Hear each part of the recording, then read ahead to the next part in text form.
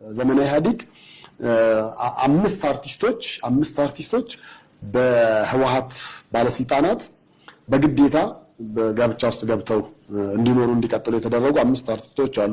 ዛሬ ከአምስቱ አንደኛዋን ብቻ ነው የምናነሳው። ለምንድነው? በዚህ ህይወት ውስጥ በጣም ጥሩ ያልሆነ ህይወት አሳልፋ እንደገና ወደ ሙዚቃው ዓለም ተቀላቅላለች። ብዙዎች ያውቋታል ብዬ አስባለሁ። ሃይማኖት ግርማን ኦማሂሬን በሚለው ዘፈኗ ስለ ድሬዳዋም ባለጋሪ የሚለው ሌሎች በጣም በርካታም ዘፈኖች አሏት። ከዚህ ፊትም አንድ ሁለት የሙዚቃ አልበሞችን ለቃለች እና ሃይማኖት ግርማ ወደ ሙዚቃውም ያመጣት ያው እሷ ሀረር ድሬ ሰው ከማንም ጋር የመግባባትም ባህሪም ችሎታም አለው። በዛ እዚህ ያሉ ሰዎች በግፊትም በምንም ወደ ሙዚቃው መጣት። ግን ሙዚቃው ጋር መጣም ጥሩ ውጤታማ የሆነች የነበረች ድምጻዊ ነች። በኋላ ሚኒሊክ የሚባል ልጅ ጋር ተዋወቁ፣ ተጋቡ። ሚኒሊክ ባለ ሀብት ነው፣ ሌላ ፊልድ ውስጥ ያለ በሌላ ዘርፍ ውስጥ ያለ ሰው ነው እና ይህ ሰው በቃ ሰርጋቸውን በጣም የተለየ ተብሎ ነው የተባለው። የሁለቱ ፍቅር በጣም በከፍተኛ ሁኔታ ደረጃ የተነገረለት ነበረ። በዛ መሀል እያሉ ከጊዜ በኋላ ምን እንደሆነ ሳይታወቅ ብቻ በቀጥታ ግንኙነታቸው ተቋረጠ። አንድ ልጅ ከወለዱ በኋላ ግንኙነታቸው ሲቋረጥ ብዙ ሰው ተደናገጠ። ምን አለ? ከዛ አስታውሳለሁ በወቅቱ ይወጡ የነበሩን ቃል ኪዳንና ሌሎች መጽሔቶች ላይ ምልልስ ሁሉ ተጀመረ። እሷ እንዲያድርጋኝ ነው፣ እሷ እንዲያድርጎኝ ነው የሚል። በኋላ ግን ነገሮች ሁሉ ሲጠኑና ወደ እውነታው ሲመጣ ምን ሆነ? አሁን የትግራይ ጊዜያዊ አስተዳደር የነበሩት ጀነራል ታደሰ ወረደ ሃይማኖትን በግድ ወደ ቤታቸው ጠልፈው እንዳስገቡ ተሰማ። ከዛ ሚኒሊክ ሚስቴ ነች ባለቤቴ ነች ብሎ እሱ በተወሰነ መንገድ ሚስቱን ለመመለስ ሞከረ። ግን በኋላ በደህንነት ኃይሎች ነው ማስጠንቀቂያ የተነገረው። በደህንነት ኃይሎች ማስጠንቀቂያ ተነገረው። ከዚህ በኋላ አይደለም ለሙግት ሌላ ነገር አደባባይ መውጣት ቀርቶ ስሟን ብታነሳ እርምጃ ይወሰድብሃል ተባለ። ከዛ ወዲህ ሚኒሊክም ስለ ሃይማኖት ግርማ አንስቶ አያውቅም። ጸጥ ብሎ ነው የቀረው። ሌሎች ሚዲያዎች ናቸው እንደውም የሃይማኖትና የሚኒሊክ ጉዳይ ያሉ ያራግቡ የነበሩት ማለት ነው። እንግዲህ ከዛ በኋላ ሄደ ኖሩ ከታደሰ ወረደ አንድ ልጅ ወለደች። ከዛ በኋላም እየኖሩ በቃ ከመድረክ ላይ ጠፍታለች፣ አደባባይ ላይ አታያትም፣ ቤትም አታያትም። በቃ የቤትም በቤት ሆና ተዘግቶባት ታሽጋ ተቀምጣ የነበረች ሴት ነበረች። በኋላ ላይ እንግዲህ ጦርነቱ ሲመጣና ግማሹ ወደ ትግራይ ሲገባ የተወሰኑ እዚህ ቀረ። በመሃል ያለው ነገር ምን እንደሆነ ሳይታወቅ ድምፅም ሳይሰማ ቆመን መጣች። ሰይፉ ሾው ላይም ቀረበች። ከዛ በኋላ የሆነ ሲንግልም ተለቀቀ። በቃ ሰው የተወሰነ ነገር አወራና ዝም አለ። ከዛ ትናንትና ነው የግለሰቡን ስም አልጠቀሰችም። እኛ ነን የተጠቀስነው። ታደሰ ወረደ ያልነው እኛ ነን። ያው አይ ቲንክ ብዙዎቹ ለሚዲያው ሩቅ ያልሆኑ ሰዎች ያውቃሉ ብለን ስለምናስብ በጣም ከፍተኛ የሆነ በደል ይደርስባት እንደነበረ ፊቷ ላይ ሙሉ ለሙሉ ፊቷን ሊለውጥ በሚችል አይነት መንገድ ብዙ ነገር እንደደረሰባት ቅንድቧ ራሱ እስከ መሰንጠቅና እስከ መቆረጥ ደርሶ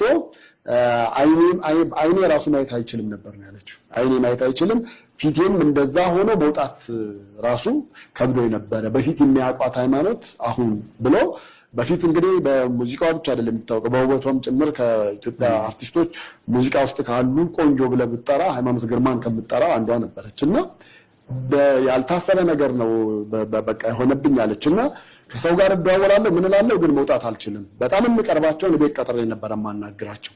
ምንም የምችለው ነገር አልነበረም። በጣም ብዙ ጫና ነው የደረሰብኝ። አንደኛ በአይምሮዬ ላይ ነው፣ ሁለተኛ ደግሞ ፊቴ ከሰው ጋር መገናኘት እንዳንችል አንደኛ የምትመኪበት ውበትሽ ነው በሚል ፊቷ ላይም ከፍተኛ ጉዳት ደርሶባት እንደነበረ ተናገረች። ከዛ በኋላ ውጭ ሀገር ሄደን ስራ እንስራ ብለው የሱዳን ጓደኞቿ ጥያቄ ሲያቀርቡላት እኔ መድረክ ላይ መውጣት አልችልም፣ ስቴጅ ላይ መውጣት አልችልም፣ ስላላያችሁ ነው ምናዩን ብዬ ቀጠርኳቸው። ከዛ ፊቴን ሳሳያቸው በጣም አዩ፣ ደነገጡ። ምን አሉ እና እንዴት ነው አይኔ ራሱ ማየት አይችልም፣ የአይኔ ሽፋሽፍት ቅንድቤ የላይኛው ሙሉ ለሙሉ ወርዷል ወደታችና እንዳይሆን ነው ሆንኩትኝ ብላስት ነገር ምንም ችግር የለም ብለው እነሱ ወስደው አሳክመዋት ፊቷን ወደ ቀድሞ ወደ ቀድሞ በረጅም ጊዜ ሕክምና ወደ ቀድሞ ማንነቷ መለሷት። ከዛ በኋላ የሙዚቃ ስራዋን አቀረበች። ይሄን ትናንትና ነው እንግዲህ የነገረችን። ትናንትና እሷ ስትናገር አሁን ብዙዎቹ ስለ ሃይማኖት ግርማ እና እንደዚህ ቅድም የጠቀስኩልህ እሷን ጨምሮ 5 አርቲስቶች በግድ ታግተው በህወሓት ባለስልጣናት ሚስት ሆነው የኖሩ እንዳሉ ለምናውቀው ለኛ በቃ ይሄን ከታደሰ ውጭ ማንም እንዲህ ሊያደርግ አይችልም። አንድ ሰውዬው የጦር መኮንንና የጦር ጀነራል ነው። በዚህ በኩል የገንዘብ ምንጩም ምን እንደሆነ በማይታወቅ መንገድ ገንዘብ ያለው ሰው ነው። በዚህ በኩል ደግሞ ወታደራዊ አዛዥ ነው። ስለዚህ ማንም ዞር ብሎ ላይ ማንም ሊናገረው ማንም ይሄ ሰውዬ እንዲህ ነው ብሎ ሊለው በማይችል አይነት መንገድ ነው ስልጣኑን ተጠቅሞ ያን ሲያደርግ የነበረው። እንግዲህ አሁን እሷ በአዲስ አልበሟ እንደገና እንደ አዲስ መጣ ተናገረች። አንዲት ሴት ልጇ ነበረች እና ሴት ልጇም ያው መልኳ አባትየውን ወደ አባትየው የመሄድ ነገር የመምሰል ነገር ብዙ ነገር ታያለ እና እንግዲህ ታደሰ ወረደ አሁን ስለ ሰብአዊ መብት ስለሌላ ነገር ሊያወሩልህ ይፈልጉ ይሆናል ወይ ደግሞ በትግራይ ወጥ ሴቶች ተደፈሩ ምናሉ ምናምን ሊሉ ይችላል። እውነተኛና ነፃ ፍርድ ቤት ቢኖር ግን እነዚህ አርቲስቶች ሃይማኖት ግርማን ጨምረው ቁጭ ብለው በወቅቱ የተደረገባቸው ቢናገሩ አገርን ጉድ የሚያስብልና ጭንቅላት ሊያስይዝ የሚችል ነው። አንዳንዶቹ እኮ መኝታ ቤት ውስጥ የሚከናወኑ ስለሆኑ ማናያቸው ማንሰማቸው አሉ። ዝም ብለው በሩመር ደረጃ ልትሰማቸው ትችላለህ ወይ ደግሞ ያን ያህል ገብታ አታየውም ወይ ደግሞ ባለቤቱም ተጠቂውም ተጎጂውም ሰው ራሱ ያን ያህል ገብቶ ላይናገር ይችላል፣ ገፍቶ ላይናገር ይችላል። ምክንያቱም ገመናን እንደማውጣት ነው የሚታየው።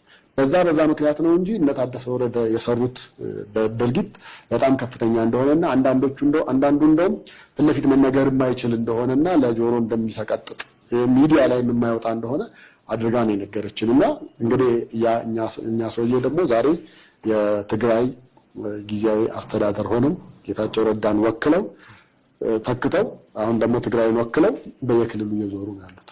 12 ዓመት ነው ሙዚቃ ያቆምኩት እና ሙዚቃ ባቆምኩበት ሰዓት ተመልሼ ወደ ሙዚቃ መመጣ አልመሰለኝም።